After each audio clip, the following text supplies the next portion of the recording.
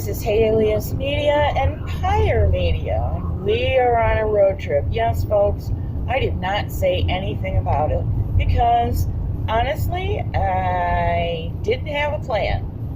So, without a plan, I knew where we were going and what we were doing, but I didn't have a plan for a broadcast. So, with totally no plan whatsoever, as far as recording goes, let's talk to Pyre Media. Pyre, what's the difference? Burn it all down as far as we're concerned. Let's talk to Pyre Media about our little road trip and what we went to do today and see. Well, we got some hunting property, and we went and did kind of a little jaunt into it, see how bad things were. I haven't been here since last year, and got a little hunting shack back there, and it is in terrible shape, and 3 of the walls are still standing, kind of. My count was 2.5. Well, but yeah, that's probably more like it, because one of them had a door, and "had" is the key word there. Doors on the ground. I don't know. How many seasons now? Well, a couple anyway. And the back half of, or the back wall of it is all deteriorated away. And, animals use it. I'm kind of easy that way. If there's a critter that needs a little bit of shelter, go right ahead. Go right ahead. And what else did we see? What else did we see? Isn't there another home for critters out there somewhere? Yeah, well, yeah. I mean, there's a hole right there, probably made by a badger at some point, and taken over by some other kind of animal, maybe a fox, possibly, or a woodchuck. Or I know one time I walked out there and there was a marten out there, and he was just looking at me like, "What are you doing here?" "Hey, I own the place. What are you doing here?" He goes, "I own the place." So we had a little bit of a standoff, but he ended up leaving.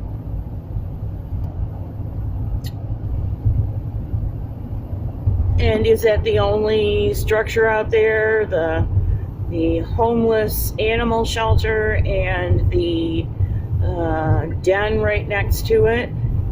Is that the only structure out there for animal shelter? Well, no. There, we've got an old camping trailer there, and something's made itself apparently comfortable in there.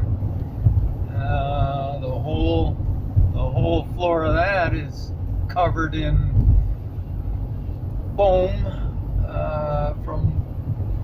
from what used to be the cushions for the table, and that you turn into a bed.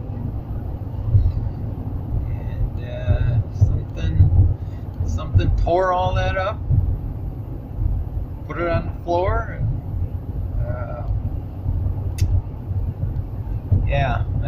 didn't do much more than just open the door and take a peek in there, and kind of a mess, wouldn't you say? Yes, I'd say it was a mess in there, no doubt about it. And wasn't there a roof structure issue as well? Oh, in that trailer?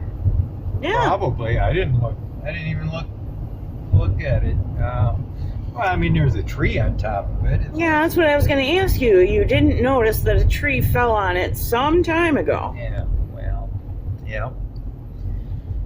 Yep. Trees down all over the place. Thanks to, some storms and whatnot. But that tree, I think, was dead and it just fell over. The slightest of wind knocked it over right on top of the trailer. And so our purpose was to go out there and stock the homeless shelter, otherwise known as the deer blind. And so we did that, and then what else did we do? On the property. Oh well, we had to cut some trees that had fallen on the driveway. And, That's an interesting term, driveway. Well, that's what we use it for. The truth of the matter is, you can't even call this a two-track, people. There is evidence of ruts where tires have traversed back and forth into the property. And that evidence is obscured by brush and very tall. Here's where the buck pole is. Yeah, very nice buck pole. We're on our way out of the area, having taken care of our chores, and the buck pole is in the next town. So driveway is stretching it on a good day. Well, it's a place to pull off the road and pull into the property. How's that? So, didn't you just buy a new car? Yeah, I mean, new to me, yeah. And I know what size your previous vehicle was. And compared to that vehicle to this one, that vehicle was a little tin can. So I'm curious, how did you actually get the car into the property? Well, I mean, I probably got a couple scratches on it, but it's actually better suited, this car is, than the other one. Because it has a higher, it's a little higher off the ground, a little more ground clearance in this one.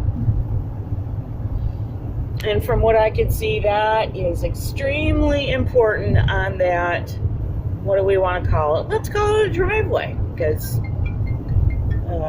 who knows? So when we walked the property after stocking the the deer blind, what did we see? Well, not much, really. There was very little evidence of deer there this year. It's, I don't know, there's still a standing cornfield to the rear of the property, and they're probably still in there, but I would have expected to see a little more evidence of deer. Went to look for a trail camera that I had left there last year, and I couldn't find it. So either I'm looking in the wrong place or it was just stolen.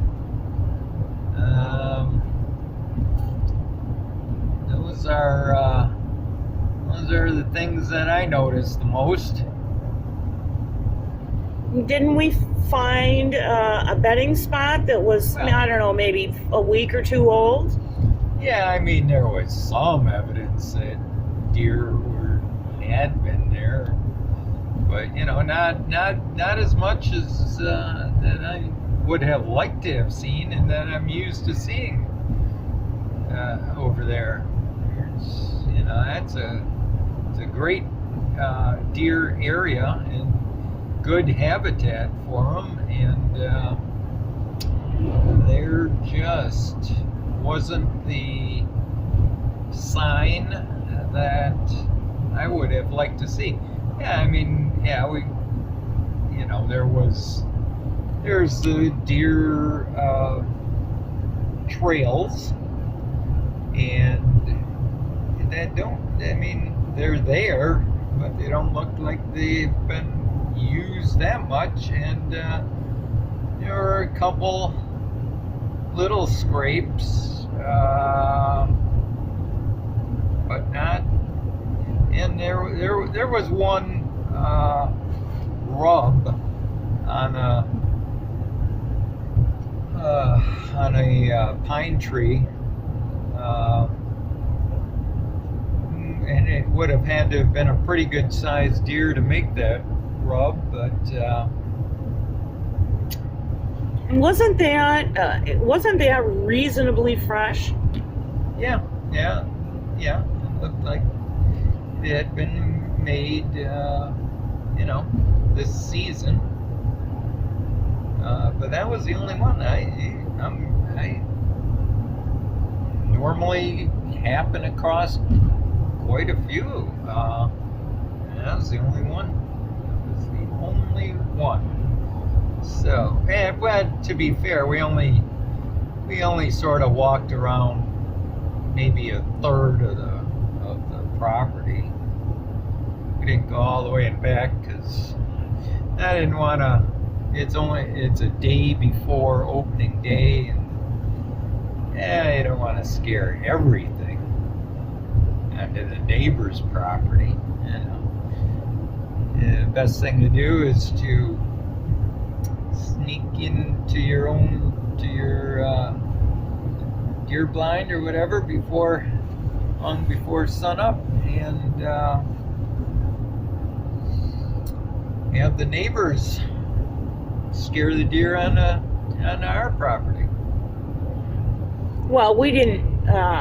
That wasn't our plan to get there before sunup, because it's about 2 and some change hours away from where I live. So, to be fair, we, the sun was well up by the time we got there. But I'm talking about tomorrow on opening day. That's when you want to be there before, hour before sunup. And that kind of thing. Get settled in, be quiet, just wait. And so did we see no deer at all, or did we, Well, not on the property, but I think we did. When we were walking in there, you were just pretty much shouting that we were there. Oh my gosh. And it's like, please be quiet. But so when we went around the corner just because I wanted to see if there were any cornfields that were still up, and yeah, there were. But there was a deer. There was a deer that looked sort of, didn't know where it was really, and it was fully awake and alert and trying to figure out what to do. So I think we scared that one when we first pulled in. To be fair, friends and neighbors, I was not given any preparation whatsoever. Now, it's not that I'm totally ignorant. It's not like I've never been out in the field, but I have never been to the quote-unquote deer camp property of Pyre Media. And so I had no idea how far we had to walk in and, that sort of thing. That being said, Pyre Media knew where to walk, so he took the point as is appropriate, and I tried not to fall on my Polish assets. And to that end, he's modulating his voice, and so I can't hear him when he's talking. Presumably for my edification, but since he's facing away from me and not stopping and giving instructions, standing in close proximity, most of my conversation was, what?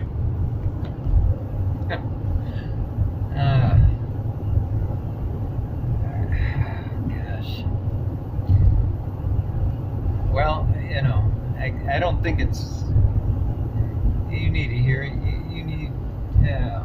You're getting elderly. That's all I can say. I can test that. Oh, now there. Sorry, folks. I just got distracted by something that two things that I am distracted by. One is a craft fair, and one is a decent size shed structure, with which to convert into a tiny house. Not the crap you see at big box stores, but an actual decent size shelter. I digress. So we did scare up, apparently, one poor, whitetail, beautiful little thing, just a little darker coloring than I expected, but beautiful nevertheless. And no, I didn't have the camera up and ready because we had just gotten in the car, and this is my first time out, so I wasn't on it like I would normally be. Well, maybe I'll send you that picture of that that I was showing you, how well they're able to camouflage themselves, just so you can get an idea of what they're like. Seems to me the shepherd would give the whitetail a run for their money in terms of stealthy camo. But, what do I know? First time out there. So that was my first trip out to deer camp. And we had an excellent adventure. Some of that ribbing, as it were, might not seem like it was ribbing, but it was ribbing. Something about me being older than I am, or more decrepit than I am, I don't know. Nevertheless, we had a good time. And I stopped. The audio for this trip went on for quite some time, and we covered some other subjects, and those subjects will be cut up into other shorter shows. But this was the end of the discussion, for the most part, of deer camp per se.